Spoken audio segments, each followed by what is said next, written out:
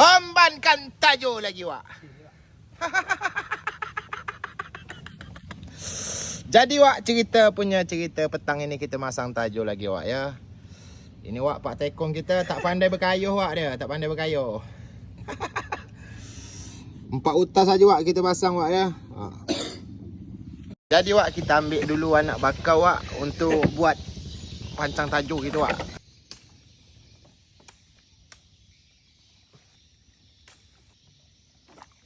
Okey, Wak, kita lanjut lagi, Wak. Gawat, Wak, gawat. Tekong kami, Wak, tak pandai berkayuh. Tak ada berkayuh. Monyet, Wak. Hambankan tajuk lagi, Wak. Kacau, Wak, kacau tukang dayung kita ni.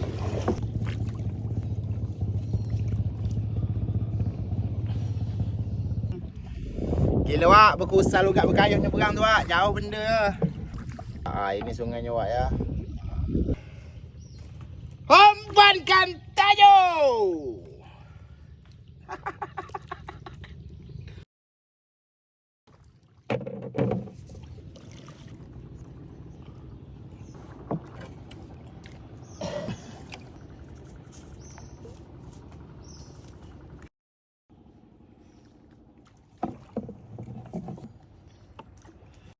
Sangat sana ke?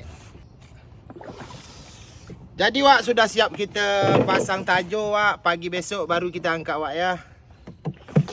Bukan dekat-dekat ni, Wak, berkayuh ni. 1 kilo, Wak, perjalanan berdayung. Masako, Wak. Lawan dia buah perpak, Wak. Wah, ini mantapnya, Wak. Perpak masak pula tu.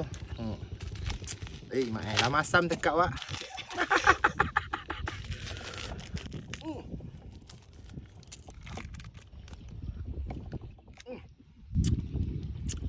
Aku apa tidak aja, Wak, kalau masang macam ni. Ya, Wak. Gila banyak. Masako dia. Sedap, Wak. Wak, regik. Gila, Wak.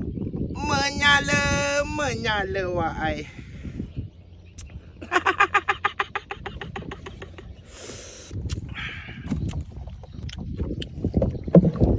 Masa-masa manis, Wak. Gila, Wak, di jalan kita jumpa Tok Umar kita, Wak.